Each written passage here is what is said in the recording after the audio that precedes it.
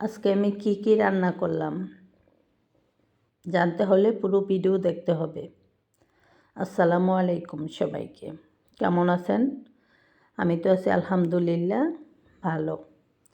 তো আমি লতি খাওয়ার জন্য লতি কিনে নিয়ে আসছি। ইলিশ শুটকি দিয়ে লতি রান্না করব। সাথে কিছু বুটের ডাল দিব। তো ডালগুলো আগে একটু ভাইজা নিয়েছি, তারপরে লতি আর বুটের ডাল এগুলা মিলে একটু ফাঁপ দিয়ে নিছি যেন চুলকানির ভয় না থাকে। তো এখানে পেঁয়াজ দিলাম, রসুন বাটা, হলুদ, মরিচ, ধনিয়া, লবণ, জিরা এগুলো সব কিছু দিয়ে ইলিশ শুটকিগুলোও দিয়ে দিছি, সাথে কাঁচামরিচ। তো এগুলো দিয়ে ভালো করে মশলা কষাই নিব। কষানোর পরে এই যে ফাঁপ দেওয়া কচুগুলা কচুর লতি সেগুলাই দিব। সেদিন তো কচু খাইছি আর আজকে খাবো কচুর লতি। তো ইলিশ শুটকি দিয়ে এটা আমার কাছে খুবই ভালো লাগে। তো এই তো মশলা কষাইতেছি। তো এগুলা রান্না সব রান্না একই রকম, হয়তো কোনোটার মধ্যে একটু মশলা একটু বেশি দিতে হয়, কোনোটার মধ্যে একটু কম, এই আর কি। তো এই যে দেখেন ফাঁপ দেওয়া বুটের ডাল আর লতিগুলা দিয়ে দিলাম। তো এখন সুন্দর করে এগুলা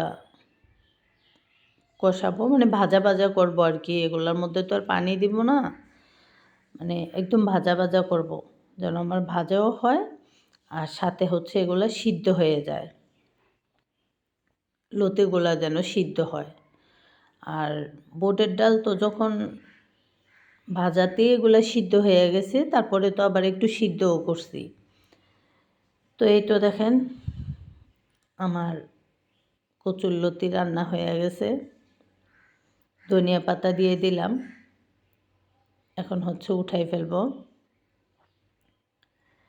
তো আমার কাছে তো এইভাবে অনেক ভালো লাগে, কিংবা শিমের বিচি থাকলে তো আরও ভালো লাগে। আমার তো আর বিচি নাই, তাই বুটের ডাল দিয়ে রান্না করলাম।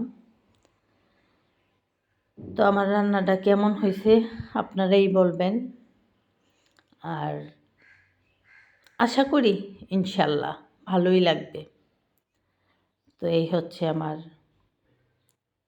আজকের রান্না। তো এখন একদম পারফেক্ট হয়ে গেছে, এখন নামাই ফেলবো। তো আমার কচুরলতি তো রান্না হয়েছে, আমার কাছে মনে হইতেছে ইনশাল্লাহ অনেক টেস্ট হবে, দেখা যাক।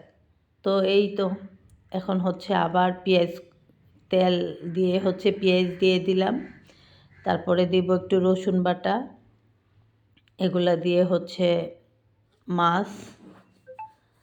মাছ আর টমেটো দিয়ে রান্না করব। তো এই তো পেঁয়াজগুলো একটু কষা নিতেছি, পেঁয়াজ আর রসুন বাটা এটা একটু তেলে ভাইজা নিতেছি।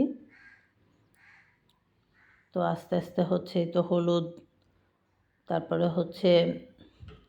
মরিচের গুঁড়া, একটু জিরার গুঁড়া, লবণ এগুলো দিয়ে দিব।